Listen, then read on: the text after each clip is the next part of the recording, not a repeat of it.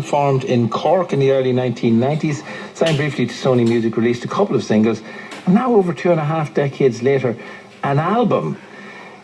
Simon, can you tell me about this band?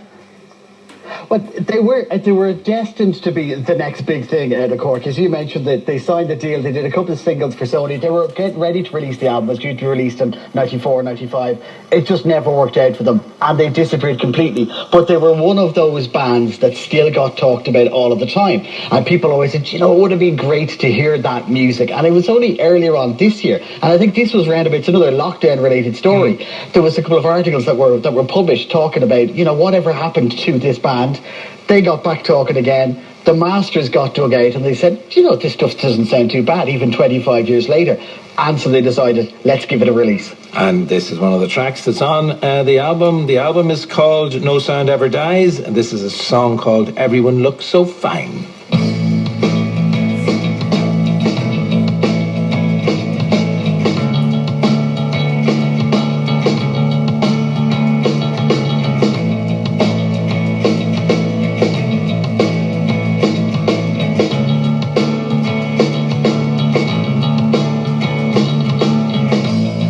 Your eyes, tell me what you see. Hands alive, tell me what you feel. See the sun burning through the clouds. Colors make faces all around. Everyone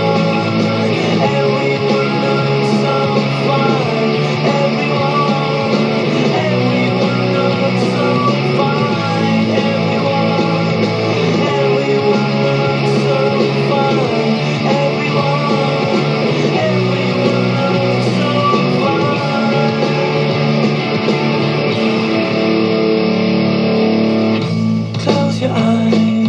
Everyone looks so fine. Everyone Looks So Fine from Emperor of Ice Cream and their album No Sound Ever Dies. I suppose the album title says it in some ways, doesn't it, Louise? It's not pretending to be anything other than a look back.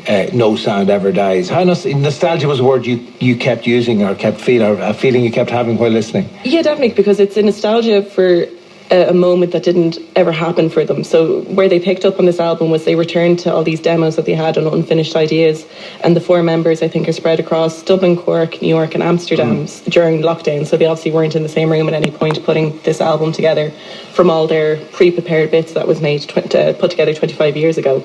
So there is an element that for people who were riding their buzz back then, this is quite exciting, but if you're listening to it now having never heard of them, it's probably like listening to like a soundtrack of a movie going, oh, this is familiar but I don't know why, but it is because it tied in so clearly with that kind of mid-90s kind of shoegaze thing. And they even kind of said that the reason that they feel that they might have been dropped from their label or why it didn't happen for them is the shoegaze thing was kind of fading out because then Britpop was moving in, so like their flash in the pan moment just never happened. We can't ignore Emperor of Ice Cream, a Brian Moore novel, I believe. Simon?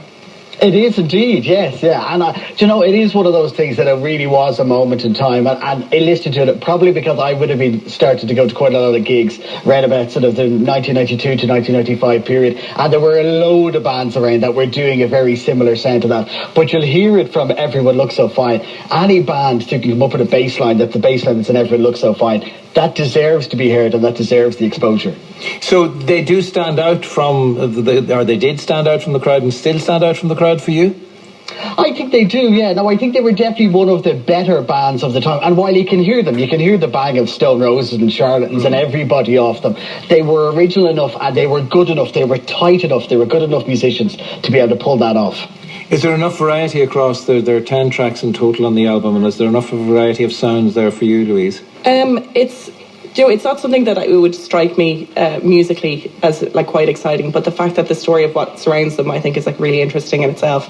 That we can now discover these lost acts that were somehow kind of like slipping between the cracks of record labels, and that's kind of like the power of, I suppose, just the way that we communicate now. That there's no such thing as lost music now, and I think that's the most interesting part. Like, it's a Richard Curtis movie waiting to be made, I think. I'm sure the lads of Emperor of Ice Cream will be. I'm glad to hear that. It's a great band name, it has to be said, apart from anything else.